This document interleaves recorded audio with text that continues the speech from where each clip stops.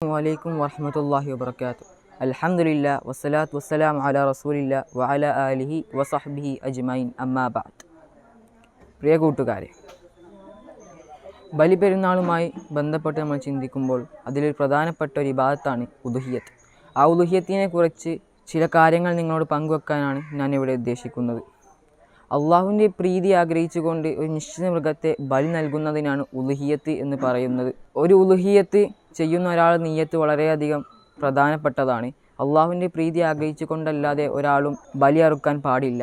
വിശുദ്ധ ഖുർആനിൽ സൂറത്തുൽ കൗസറിലൂടെ അള്ളാഹു പറയുന്നു, ഫസ്വല്ലി ലിറബ്ബിക വൻഹർ, നിന്റെ രക്ഷിതാവിന് വേണ്ടി നീ നമസ്കരിക്കുകയും ബലി അറുക്കുകയും ചെയ്യുക.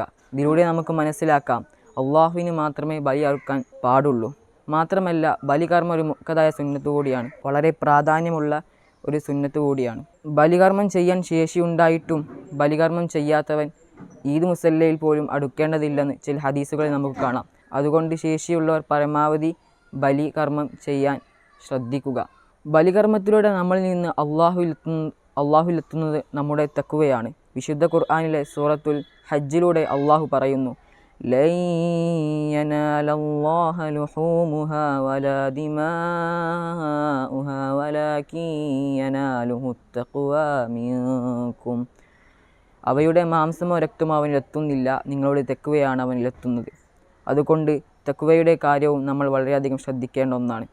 ഉദ്ഹിയ്യത്ത് ചെയ്യാൻ നിയ്യത്ത് വെച്ച ആൾ ദുൽഹിജ്ജ മാസപ്പിറവി കണ്ട ശേഷം ബലികർമ്മം നടക്കുന്നതുവരെ നഖം, മുടി എന്നിവ മനഃപൂർവ്വം നീക്കം ചെയ്യാൻ പാടുള്ളതല്ല. മൃഗത്തിൻ്റെ കാര്യത്തിലും ഇസ്ലാം കുറേ നിബന്ധനകൾ മുന്നോട്ട് വെക്കുന്നുണ്ട്. ഒരാൾക്ക് അദ്ദേഹത്തിൻ്റെ കുടുംബത്തിനെ ഉദ്ദേശിച്ചുകൊണ്ട് ഒരു ആടിനെ അറുക്കാം. പക്ഷേ അതിൽ ആർക്കും വിഹിതം കൂടാൻ സാധിക്കില്ല. വിഹിതം കൂടണമെങ്കിൽ മാട് പോലുള്ള വലിയ മൃഗങ്ങൾ ആവശ്യമാണ്. മാട് എന്നിവ പോലുള്ള വലിയ മൃഗങ്ങളിൽ 7 പേർക്ക് വരെ വിഹിതം കൂടാവുന്നതാണ്. വയസ്സിൻ്റെ കാര്യവും ഇസ്ലാമിൽ പ്രതിപാദിക്കുന്നുണ്ട്. ആടാകുമ്പോൾ 1 വയസ്സ് തികഞ്ഞിരിക്കണം. പശു, പോത്ത് എന്നിവ പോലുള്ള മൃഗങ്ങൾക്ക് 2 വയസ്സും ഒട്ടകമാണെങ്കിൽ അതിന് 5 വയസ്സും തികഞ്ഞിരിക്കണം. ഇതൊക്കെയാണ് നമ്മൾ ബലിമൃഗത്തെ തിരഞ്ഞെടുക്കുമ്പോൾ നമ്മൾ ശ്രദ്ധിക്കേണ്ട കാര്യങ്ങൾ. പെരുന്നാൾ നമസ്കാരത്തിന് ശേഷം ദുൽഹിജ്ജ 10, 11, 12, 13 എന്നീ ദിവസങ്ങളിൽ നമുക്ക് എപ്പോഴും ബലികർമ്മം ചെയ്യാവുന്നതാണ്. അള്ളാഹു എല്ലാവർക്കും ബലികർമ്മം ചെയ്യാൻ സാമ്പത്തിക ശേഷിയും തൗഫീഖും അള്ളാഹു നൽകുമാറാക്കട്ടെ എന്ന് പ്രാർത്ഥിച്ചുകൊണ്ട് ഞാൻ നിർത്തുന്നു.